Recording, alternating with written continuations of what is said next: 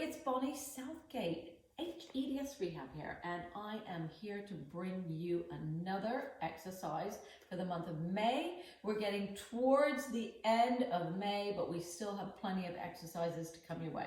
So today I thought we would look at scapular movement and control. We know that most of us, or a lot of us, will have unstable shoulders, and you can't totally strengthen the rotator cuff or the shoulders if you don't have stability or proprioception going through the scapula or the shoulder blades in back.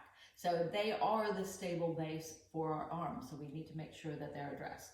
So we've got an exercise which we're going to do, which you may have seen before, you may have been given before, and I want you to get going. So I'm going to come onto all fours, and I like to take those arms a little bit forward so I don't have compression through my wrists.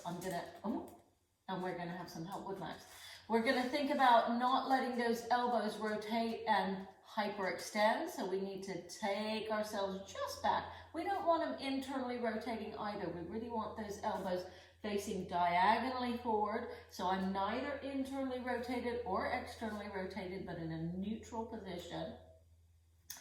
And in order for this exercise to be done correctly, we have to allow our thoracic spines to move a little bit. So if you're somebody with quite a curved round back, this is going to be much harder. And as you can see, the movement isn't really happening so well down here. It's all happening up there. And I want my shoulder blades, because they start down here, to move. So I'm going to have to allow my thoracic spine to sink to the floor a little bit in order to let my shoulder blades come together. And some people might find that hard. I often have to give hands-on help for some people. And then we're going to push up, and you're going to allow those shoulder blades to open around the ribs. And you're going to allow that bit of your spine to sink so that your shoulder blades can come together and back.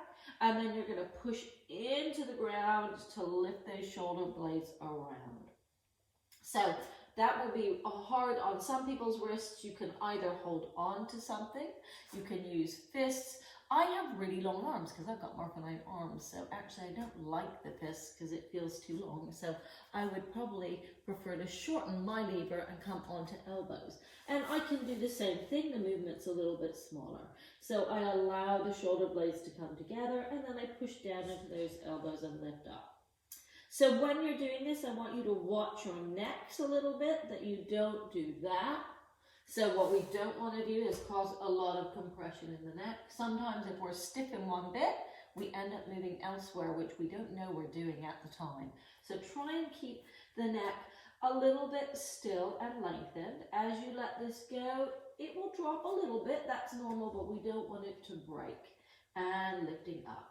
So that is scapular shrugs, and will help with scapular control. That is your exercise for today. So get those shoulder blades moving and get control through those shoulder blades. I hope you've enjoyed this. I hope you've enjoyed my series of videos, and have a great day.